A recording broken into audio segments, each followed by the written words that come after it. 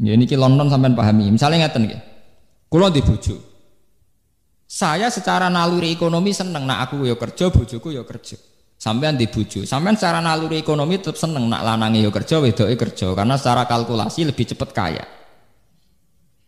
Tapi coba kalau sampean mulai pakai logika penyelamatan dari bahtera keluarga, dari pergunjingan, dari perselingkuhan.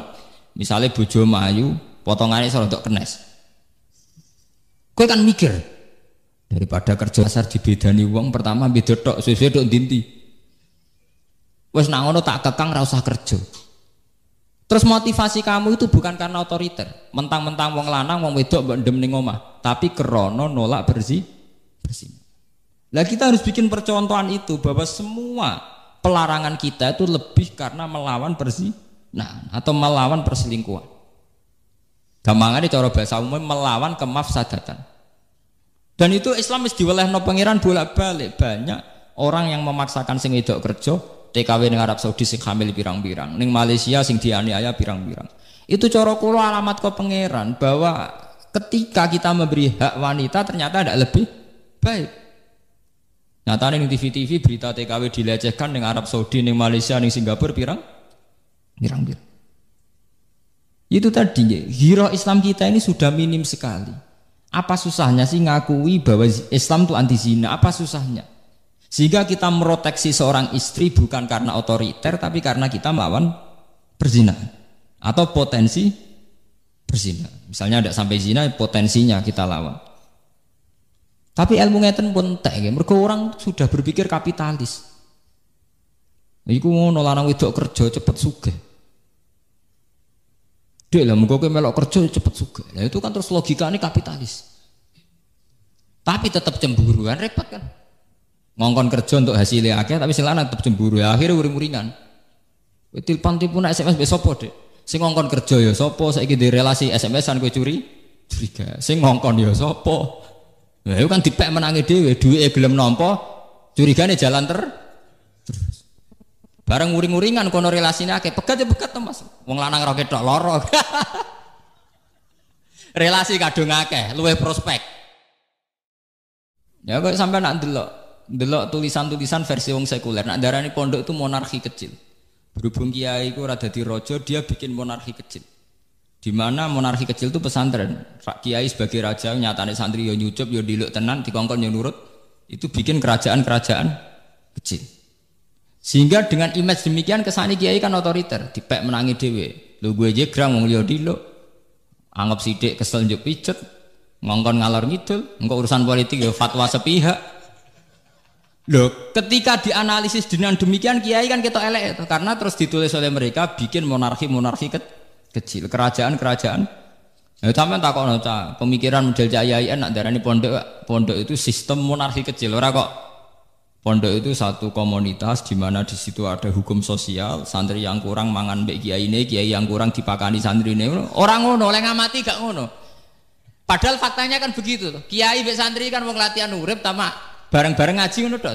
Kadang kiai ini radine beras dikei santrine, kadang santrine sing kere isane mangan dikei ya ini. Kadang tepaan wae pilkada rada makmur kan tok.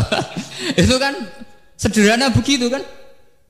Tapi oleh mereka ditulis kiai itu menerapkan sistem monarki kecil di mana seorang kiai jadi raja, santri jadi rakyat.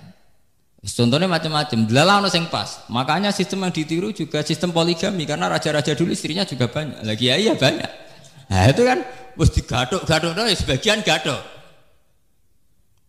Lenda itu kula namung cerita, innahu fakar wa qaddar, betapa pengaruhnya pemikiran.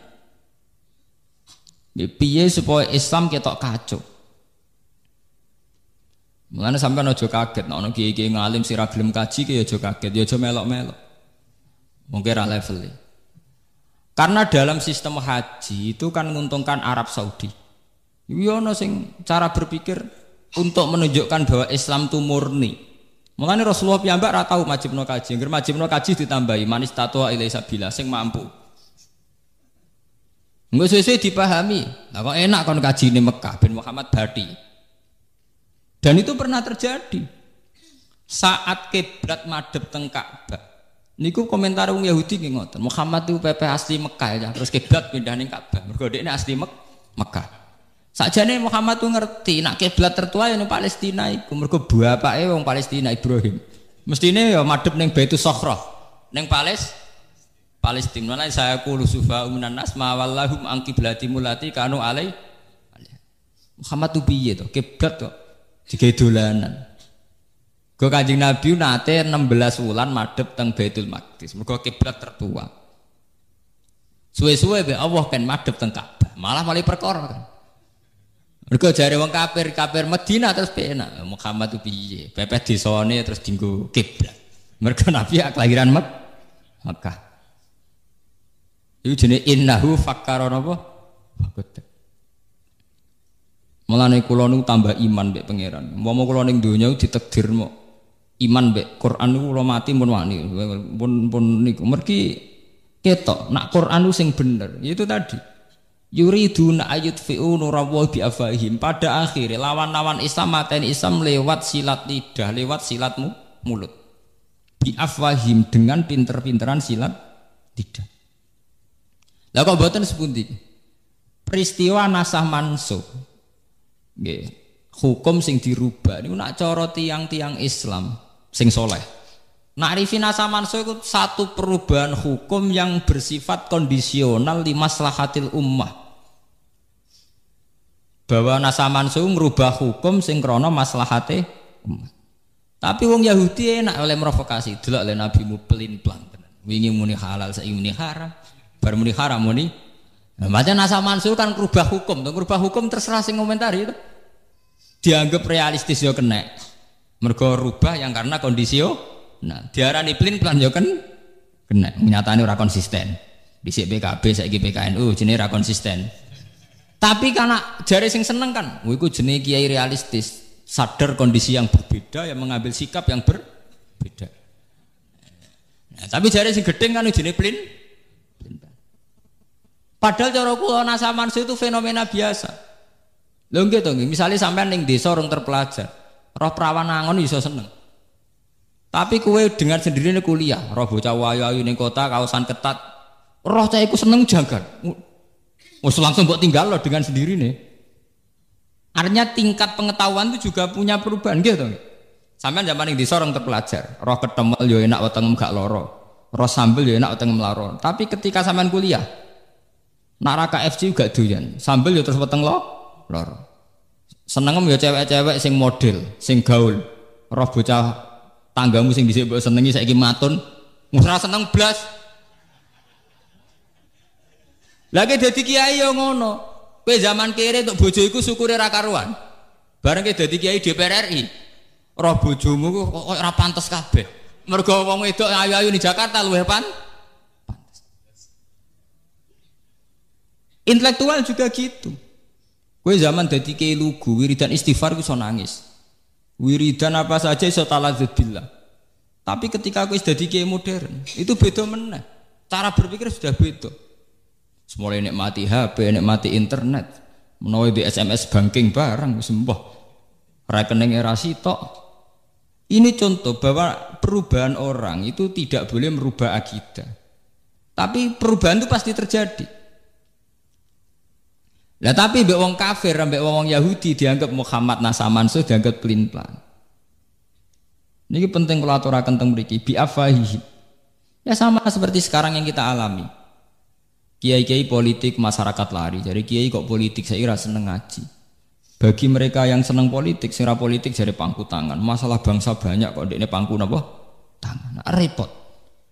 Intinya nak jenenge cangkem iso diwolak-walik. Mergo lidah tidak bertulang gitu. Lho boten iki perlu kula aturaken teng mriki karena itu tadi. Yang namanya hidup itu mau pinter-pinteran omong tok. Jadi kayak kula bolak-balik nak mucal teng sarang kula terangaken. Ana wong anteng. Nak jari sing salemu, Pak Yai ku lu anteng. Nak jari sing ra seneng, jen tell me telat mikir gak anteng. Kan wong tell me. Ya padha. Nak kowe ndek kiai aktif, jari sing seneng Pak Yai itu aktif, dinamis. Jari sing ra seneng iku jenenge tak itu. Artine wis ngoten begitu. Ya betapa satu fakta bisa dikomentari yang berbeda. Biasa. Ya kok kowe lagi seneng cah wedok. Nak ndak guyune manis mergo gingsul. Nak jare sing rasa wong untu ra rata. Wong gingsul ku artine untu gak rata. Lah Nabi niku zaman berjuang ngadepi tiang Yahudi niku wong Yahudi pinter omong pancen. Biafahim diputar-putar. Fakta diputar balik. Iku mau termasuk Nabi ora is Nabi. Ditakok Yahudi ra iso jawab mencangkem Yahudi. Mat, ntakoke lugu, Mat. Nak wedhus mati sing mateni sapa? Nabi ya lugu jawab Allah. Agamamu aneh, Mat. Aneh piye? Sing dipateni Allah langsung malah haram. Sing dipateni liwat tangane manusa sing berlumuran dosa malah halal. Kudune sing mati langsung luwih halal, Mat. Itu kan sentuhan Allah langsung. Orisinil. Lah nak lewat tangane manusa kan wis penuh dosa. Aneh, Mat. Agamamu aneh, Mat. Piye? Dadi wong jen wong Yahudi pinter biafahi. Pinter molak-malik fakta. Pemene sing perkarane sing sensitif malah pinter meneh kok menyangkut kiblat. Nabi nate salat madhep Baitul Maqdis pindah ning Ka'bah. Lah Nabi madhep ning Ka'bah ya lucu pas ning Madinah, ning perantau delok le Muhammad iku. Ndekne kangen-kangene dhewe desane kok terus digo urusan agama. Dadi madhep Ka'bah itu dianggap Muhammad tuh kangen-kangene dhewe desane kok terus digo urusan agama. Piye to karepe cah iku piye? Itu jenis bi'afaim. Agama akan dirusak lewat mulut-mulut, lewat silat lidah. Ya begitu terus. Ya mulane ketika ulama-ulama hakikat, wong kok percaya mbek omongan niku bento-bentone wong. Mergo omongan iso putar. Mulane ana kiai sing ekstrem nek omongan sengak. Cara kula sebagian nggih setuju. Mergo wong omongan niku cek alus cek ora kena dipercaya. Lah nek percaya piye? Misale kita tersinggung. Misalnya kiai sepuh apa mugi Mbah kula jenengan ndongakno husnul khotimah. Apa aku duwe potongan husnul khotimah? Lah terus nak apa kan nak elek kabeh. Apa aku duwe potongan husnul khotimah nganti mbok ndongakno husnul khotimah. Misalnya kita salami templek 20, mbok anggap kiri to nganti mbok kei 20. Wong ngekeki kemungkinane kan loro to. Nganggep ke buta. Lah artinya nak nganggo potensi sing pertama kan elek to. Posisi dikei kan elek. Lha zaman Nabi ki ngoten. Sebab niku Quran bolak-balik cerita bahwa Islam yang membunuh Islam itu bukan perang senjata tapi bi'afwahi. Kula gadah cerita yang menarik nih. Zaman A'agim poligami. Ya A'agim terkenal nih. Poligami itu saya punya kenal wartawan Islam termasuk wartawan soleh, dia orang baik. Itu kan langsung jatuh. TV 5 ndak pakai semua. Biasanya bedino raine A'agim. Saiki kan raine agiman. Yang menarik kan langsung saat ini buatan agim tapi no agiman. Agimi kan no. Itu cerita teman saya itu. Saat media mengadili poligami bahwa poligami itu sesuatu yang tidak benar, melahirkan ketidakadilan, bukti bahwa maniak seks dan sebagainya. Itu kalau agim yang jatuh itu sepele sekali karena agim hanya seorang kiai, seorang mubalik. Tapi logika menjorokkan poligami itu yang rugi umat Islam karena kebetulan Muhammad itu berpoligami. Kalau balik ini malih. Banyak penulisan tentang poligami kesannya menyudutkan Agim. Agim jatuh itu sepele sekali karena dia hanya seorang mubalek, seorang kiai. Tapi logika bahwa poligami benar-benar salah. Ya, menyimpulkan bahwa poligami benar-benar yang jorok itu sudah merugikan Islam karena Rasulullah melakukan poligami. Itu yang kita rugi. Segampangan itu mau pinter-pinteran permainan untuk menyudutkan Islam, tapi gak ketara kesana yang diadili poligami. Sebetulnya yang tertulis di situ adalah logika-logika betapa salahnya poligami. Artinya secara umum di situ akhirnya tertulis di berbagai media massa betapa salahnya logika poligami. Sementara Nabi semua poligami, Nabi Ibrahim ya poligami, Nabi Muhammad poligami. Ya bi'afahim, poligami tidak dianggap nulung wong wedok tapi dianggap bukti hiperseks, seks yang berlebih. Padahal zaman Nabi sampean tahu sendiri, banyak perempuan sing lanang mati demi Rasulullah. Dan banyak yang dinikahi Nabi umurnya 54, 54. Kalau krana seks lha apa rabi wong tuwek-tuwek. Ya memang ada di antara sing ayu paling Zainab, Aisyah kena dihitung liyane tuwek-tuwek. Wong Sauda terkena wireng bunder tuwa. Wong sampai ketika ana ayat hijab turun niku Sayyidina Umar ngenyek. Kowe iku ora usah nganggo hijab. Selain serana wong menarik kowe nganggo hijab lah tetep ketara nak innaki la Sauda. Tetep ketara kena Sauda. Kok bundere wis ketara. Umar iku sing sahabat wae wani ngenyek mbek Sauda. Sauda iku ana ayat hijab nganggo hijab. Wong wis gak menarik bunder tuwek glundung. Dinyek mbek Umar, kowe ora usah nganggo hijab. Kowe nganggo hijab lah tetep kewenangan nak kowe Sauda. Mergo postur tubuh. Lah umpama Nabi poligami krana seks lha apa poligami Sauda bareng. Lah anak Hakim mak bener, niku mantan Pragawati jeneng ayu, niku normal niku cek bener banget. Ya Hakim ya sadar nasa mansul, paling dekne pikirane kan. Kula terkenal duwe akeh, bojo rapati ayu kan rugi dekne. Apa artinya terkenal gak menikmati hidup? Ya kan sah saja. Ya kan normalnya itu. Sing ra normal kan ora payu rabi ini. Tapi sing jelas ya, permainan media sampean harus tahu itu tadi. Kata teman saya itu mengingatkan saya, sebetulnya gini Pak Bah, saat Agim yang jatuh karena poligami itu tidak masalah. Ya hanya seorang Agim. Ya, hanya seorang Agim. Tapi kemudian logika poligami begitu salah, logikanya begitu jorok, begitu tidak manusiawi. Itu yang kita rugi karena kebetulan Rasulullah berpoligami. Sebab itu terus rame tulisan yang bela poligami. Lah repotnya sing bela pancen duwe karep poligami. Ya kan padha repote kan. Nah cara kula pribadinya itu tadi bahwa Rasulullah sebagai nabi itu memang mulai dulu disoal. Mulai kenabiannya sampai punya rivalitas sampai saiki ana Musaddiq ana Liyaminuddin kabeh ya rival-rivali nabi udah ketemu Jibril.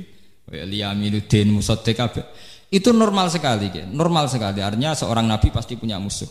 Wa kadzalika ja'alna likulli nabiyyin aduwwan minal mujrimin kata Allah setiap nabi pasti saya bikinkan musuh.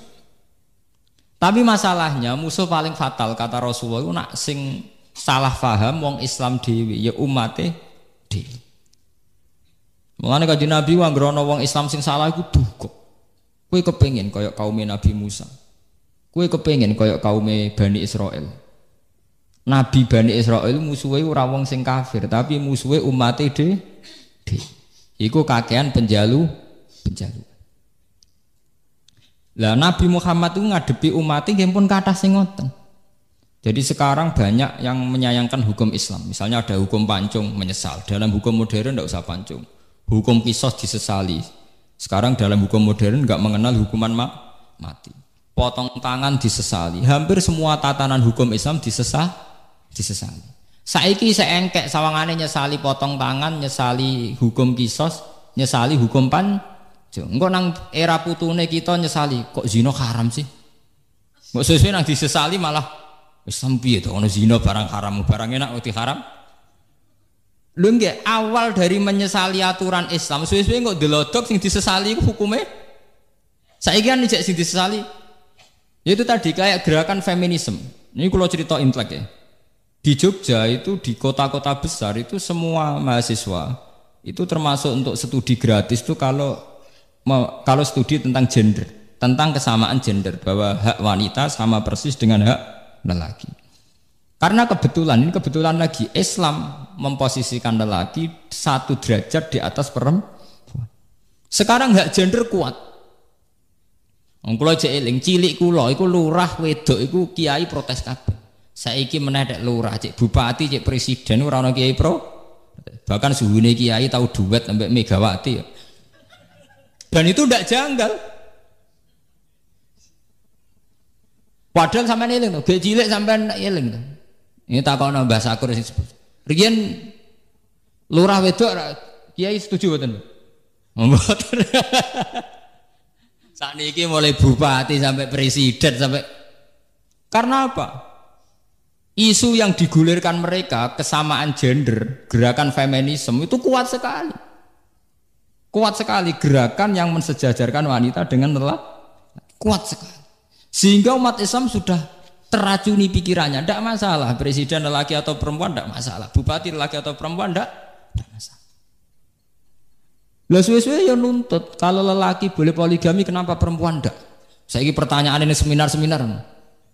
Yang butuh variasi seks kan tidak hanya lelaki, perempuan juga bu. Terus-terusnya dulu atau kabeh kan? Suwe-suwe sedang dikaji kemungkinan istri atau nopo perempuan punya hak talak. Hak talak kok lelaki tok, gak adil. Nak sing lanang ra karep iso megat, nak sing wedok ra doyan sing lanang kok ora iso megat. Mulane kula pribadi, kula nak sering tahajud mbek pangeran, sing marai kekacauan ini termasuk para kiai, kita sendiri. Yaitu tidak bikin percontohan Islam yang baik. Kita hanya berpegang sama hukum fikih. Kula wani sowan pangeran ketemu ngeten wani. Saya bersumpah berani ketemu Tuhan begini saya berani. Artinya ngeten lho nggih. Cara hukum fikih, rungokno niki, cara hukum fikih, hak talak memang hanya pada suami. Ar-rijalu qawwamun 'alan nisa. Hak talak juga diberikan hanya pada suami. Tapi kita ini masalah protes. Kalau tak cerita, ini cerita ilmu intelek ya, cerita ilmiah. Awal daripada tolak, piye wae itu ada ketidakpuasan, baik suami pada istri atau istri pada suami. Sehingga andekan keluarga itu mawaddah warahmah itu tidak terjadi tolak. Sebab itu Nabi ngendikan abghadul halal ilallah at-tolak. Tolak itu halal tapi abghadul sesuatu yang sangat dibenci Allah adalah tolak. Jadi halal tapi dibenci Allah. Karena tolak itu masalah sensitif. Nah, sampai naruh rasanya di anak wedok sing lanang gak kebenaran. Kira bingung. Ndak hanya orang sekuler. Kiai-kiai lan ada anak wedok sing lanang gak kebenaran ya bingung. Wong sing anake ra iso megat. Nuruti tetep bojone lara kabeh. Yang menyesali ini tidak hanya wong Jawa, wong Islam lah nak tepaan be kasus nggih menyesali. Saya berkali-kali bilang di seminar, tidak hanya kamu yang protes itu. Andaikan saya punya anak putri dan dikawin sama orang yang tidak kebenaran, saya juga akan ingin talak. Cuma saya tidak akan mengatakan bahwa Islam tidak adil. Gini wow lewat cara khulu, bahwa perempuan boleh mengajukan talak, cara Jawa lewat rafa. Tapi gini ku bolak-balik. Kiai-kiai kampung, kiai-kiai yang lugu itu ikut andil dalam memperparah keadaan. Kita tidak mempopulerkan hukum Islam yang lain di luar tolak. Sebetulnya harus kita populerkan bahwa dalam Islam tidak hanya tolak, ada khulu, ada fidah, ada rafa. Cara Jawa andekan hukum tolak sepopuler hukum khulu, juga sepopuler hukum rafa, mungkin mereka tidak janggal. Karena kelihatan kalau perempuan juga punya hak. Wes gitu kita tidak bikin percontohan yang baik. Misalnya begini, yang namanya poligami di dunia kiai pun rata-rata faktor nafsu. Ya artinya bojone elek rabi wong ayu, bojone ngecewakno rabi sing luwih menang. Sehingga ya terjadi stigma bahwa poligami ya mesti unsure seks. Ya akhirnya korbannya wong terus bayangnya zaman Nabi unsurnya juga seks. Makanya kalau setuju model konsep Quran di luar aturan hukum itu ana laqad kana lakum fi Rasulillah uswatun hasanah. Rasulullah poligami tapi beliau membuktikan adil. Sehingga zaman itu ya ada polemik. Bahkan wong Yahudi sendiri itu tidak mencibir Rasulullah poligami karena ya baik-baik saja, nggak ada apa-apa. Itu pentingnya uswatun apa? Hasan. Nggih to nggih. Misalnya sampean ketemu pakar gender atau pakar feminisme, pakar yang mensejajarkan wanita dengan lelaki. Wong iku mbok rabi, pakare lah lho mbok rabi. Bareng mbok rabi bahagia. Apa deh? Lha iku pentingnya fi Rasulillah uswatun. Orang yang protes aturan itu ternyata dia bahagia di bawah naungan kue. Apa deh? Mas nak cara aku, wong wedok di hak tolak. Iya di hak tolak. Tapi dia bahagia ya. Haknya ora dinggo ta tetep. Wong dia baik-baik saja. Ini pentingnya uswatun hasanah bahwa di luar aturan hukum kita ini harus punya perilaku yang sehat. Karena dengan perilaku yang sehat ini Islam terselamatkan. Kalau kita hanya main hukum misalnya wong lanang penggaweane megat, wong lanang duwe hak otoritas ning gone perempuan, ya ndak ada selesainya. Gak buatin paradoks semudik. Ketika hak nafkah itu diberikan sama suami, akhirnya sing lanang ra kodak nafkah, sing wedok dadi TKW. Kerja ning Arab Saudi, ana sing mulai hamil macam-macam. Kerja ning Malaysia untuk aniaya majikan dan sebagainya. Yang salah siapa? Tokoh feminin gak siap menjawab itu. Katanya itu kecelakaan sosial. Padahal masyarakat kita ini sudah siap melihat perempuan yang kerja. Tapi ketika diperkosa ngalami ngono mereka tidak siap. Mulane sebetulnya kita kulo jenengan senten sing ngaji kulo Kudu wani bersumpah demi Islam kita menjelaskan sesuai akidah Islam. Misalnya begini nggih, kula terangkan misal. Islam itu anti perzinaan, anti pemerkosaan, sehingga perempuan yang kerja di luar atau yang berpotensi diperkosa atau dilecehkan seksual itu diharamkan. Sebetulnya pengharaman ini dimulai dari karena Islam anti zina, anti perkosaan. Sebab itu semua potensi yang mengarah ke sana kita tuh tutup. Tapi kita ini kan kita juga bikin percontohan yang jelek, ngiranya bahwa lelaki menguasai perempuan, bukan anti perzinaannya itu. Ya ini London sampean pahami. Misalnya ngeten nggih. Kula di bojo. Saya secara naluri ekonomi seneng nak aku ya kerja, bojoku ya kerja. Sampean di bojo, sampean secara naluri ekonomi tetap seneng nak lanange ya kerja, wedoke kerja karena secara kalkulasi lebih cepat kaya. Tapi coba kalau sampean mulai pakai logika penyelamatan dari bahtera keluarga, dari pergunjingan, dari perselingkuhan. Misalnya bojo mayu, potongannya serodok kenes. Kowe kan mikir, daripada kerja dasar dibedani wong pertama beda tok, sesuai tok dinti. Wes nang ngono tak kekang ra usah kerja. Terus motivasi kamu itu bukan karena otoriter, mentang-mentang wong lanang wong wedok mbok ndem ning omah, tapi krana nolak bersih. Lah kita harus bikin percontohan itu bahwa semua pelarangan kita itu lebih karena melawan perzinahan atau melawan perselingkuhan. Gampangannya cara bahasa umum melawan kemafsadatan. Dan itu Islam mesti diwelehno pangeran bolak-balik. Banyak orang yang memaksakan sing wedok kerja, TKW ning Arab Saudi sing hamil pirang-pirang, ning Malaysia sing dianiaya pirang-pirang. Itu cara kula alamat ke pangeran bahwa ketika kita memberi hak wanita ternyata tidak lebih baik. Nyatane ning TV-TV berita TKW dilecehkan ning Arab Saudi, ning Malaysia, ning Singapura pirang. Itu tadi hero Islam kita ini sudah minim sekali. Apa susahnya sih ngakui bahwa Islam itu anti zina? Apa susahnya? Sehingga kita meroteksi seorang istri bukan karena otoriter tapi karena kita melawan perzinahan atau potensi berzina. Misalnya tidak sampai zina, potensinya kita lawan. Tapi ilmu ngeten pun entek nggih, mergo orang sudah berpikir kapitalis. Iku ngono lanang wedok kerja cepet sugih. Dek lah muga kowe melok kerja cepet sugih. Nah itu kan terus logikane kapitalis. Tapi tetap cemburuan repot kan. Ngongkon kerja untuk hasilnya akeh tapi sing lanang tetap cemburu. Ya, akhirnya uring-uringan. Tilpon SMS mbek sapa, Dek? Sing ngongkon kerja ya sapa? Saiki di relasi SMS-an kowe curiga. Sing ngongkon ya sapa? Nah, itu kan dipek menangi dhewe, duwike gelem nampa, curigane jalan terus. Bareng uring-uringan kono relasine akeh, pegat to Mas. Wong lanang ra ketok lara. Relasi kadung akeh, luwih prospek. Misalnya kanca dagange maco kowe mau klunak-klunuk, lho mboten iki perlu kula terangaken mriki bahwa Islam itu dirusak bi afwai. Itu tadi. Para gerakan feminisme itu melihat Islam itu agama yang otoriter, di mana memperlakukan wanita kayak budak, memperlakukan wanita tidak punya hak-haknya. Ironisnya umat Islam sendiri menterkenalkan tolak itu jauh di atas terkenalnya khulu dan rafa. Sehingga kesannya dalam Islam itu hanya ada nikah dan tolak, dan itu semua pada suami atau kaum lelaki. Lho gitu, pancen ngumuri tenan. Mulane kula setuju konsep Kanjeng Nabi. Kanjeng Nabi nak ngendikan wong sing nutupi ilmu iku sok mben uljima bil jamin minan nar, sok ben dibuwonto ning neraka. Muga termasuk awale Islam citrane elek mergo sebagian ilmu Islam ditutupi. Wong lanang kiai rata-rata lanang tuh kan gak siap dek nerangno. Wong lanang duwe hak tolak telu. Tapi wong wedok duwe hak khulu. Nerangno seimbang ngono terus. Kowe kecewa mbek bojo iso megat, bojomu kecewa mbek kowe iso kuluk. Bulan-baleni sesuai kuluk seterkenal lho. Tolak. Tapi kan ora siap nerangno. Waduh. Engko kono kecewa sithik-sithik kecewa rapak lara aku. Jadi ya bolak-balik ya di kepentingan. Dene nerangno ora pati nerangno kuluk iki di kepentingan. Padahal ning Quran pas bakat tolak itu jelas. At-talaqu maratan fa imsakum ma'rufin aw tahrisum aw tasrihum. Ini terusannya ayat itu fi maftadat bi. Jadi apa indona ayuki mahududawa fa in lam yumahudu fala junaha alaihima ayat roja'a indona ayuki mahududawa itu ayat roja'a itu kan ditutup fi maftadat bi.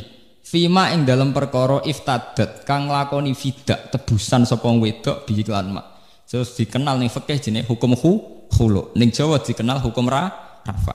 Jika suami istri merasa tidak bisa menunaikan tugas-tugas sebagai suami istri, itu perempuan selagi diberi hak tolak, si perempuan diberi hak khulu.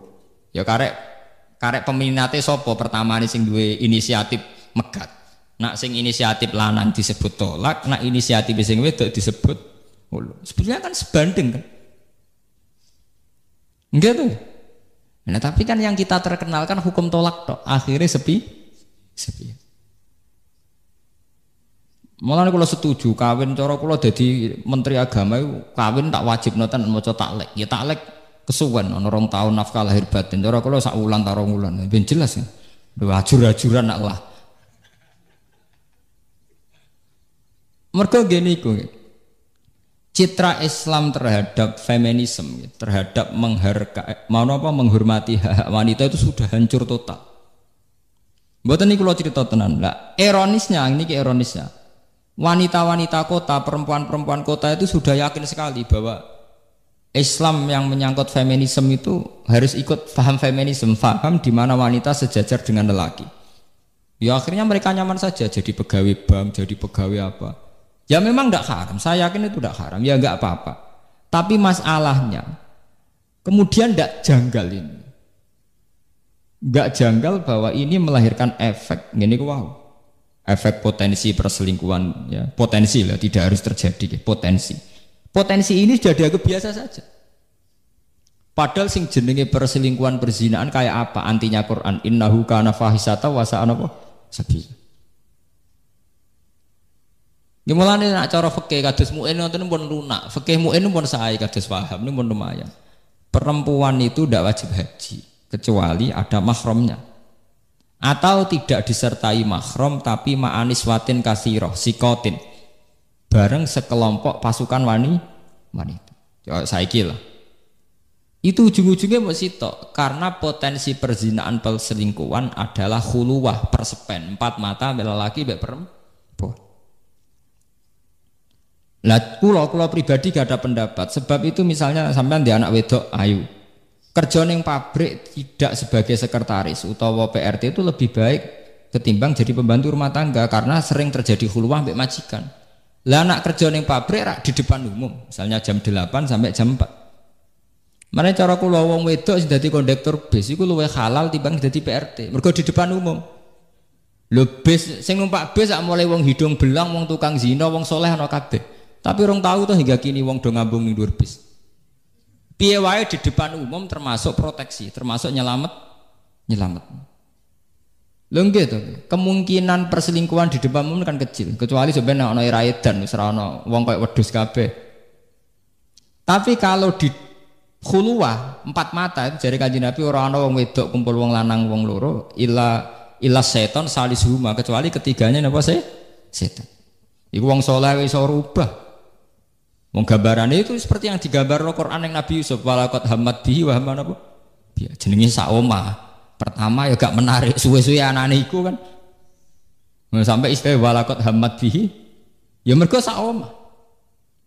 Hal yang tidak terjadi pada orang fasik sekalipun kalau di depan lalu kula nu sering gadah sarane. Harusnya kayak Muhammadiyah, NU semua ormas Islam menyarankan kalaupun wanita terpaksa kerja itu disarankan di tempat-tempat umum, misalnya di pabrik. Ya, tapi wong Jawa malah nganggep kondektur bis iku F. Misalnya cawe wedok dadi kernet itu F. Nak cara kula lumayan iku timbang dadi ya sekretaris pribadi utawa apa luwih riskan kan. Potensi riskannya parah man. Monggo. Paham nggih? Di saniki mulai tinggi nggih hukum meniki kula peringataken aturan-aturan Islam bahwa perempuan harus keluar sama mahram atau ma'aniswatin sikotin atau bareng kelompok napa? Maksud kula ngeten nggih. Selama ini ilmu-ilmu begitu itu kita anggap rutinitas, kita ngaji mu'in tahu ilmu itu, ngaji wahab ilmu. Sebetulnya ini ilmu proteksi, ilmu untuk menjaga diri, kehormatan perempuan. Karena secara faktual orang-orang yang di bis di terminal asal pas rame-rame nyatanya tidak ada perkosaan, tidak ada perselingkuhan. Sementara banyak kasus di mana orang podo soleh atau bermula soleh, tapi karena sering berduaan kecelakaan. Itu tadi kalau pesan sekali sama yang pernah mondok, yang kiai, bahwa kita melihat hukum Islam itu harus menjadi energi sosial. Bahwa aturan-aturan begini dalam fikih harus menjadi energi apa? Sosial. Sehingga nanti saat kita punya anak perempuan atau punya tetangga perempuan tanya, Pak Kiai kalau saya ini kerja apa? Neng pabrik ae, utawa kerja yang di depan umum. Gamane sing tidak hulu. Ya, tapi kita kan tidak. Kita tidak bikin percontohan Islam yang baik. Yang tahu-tahu disudutkan bahwa Islam itu mengekang perempuan sehingga perempuan tidak punya hak aktivitas. Ya ini kalau baleni malih. Makanya musuh-musuh Islam itu selalu innahu fakkar wa qaddar fakutilake dar yuriduna ayutfi'u nurallahi bi afwahi. Mereka ingin sekali membunuh Islam lewat silat lidah. Terus lewat ngaji niki mugi-mugi kita akan lebih baik.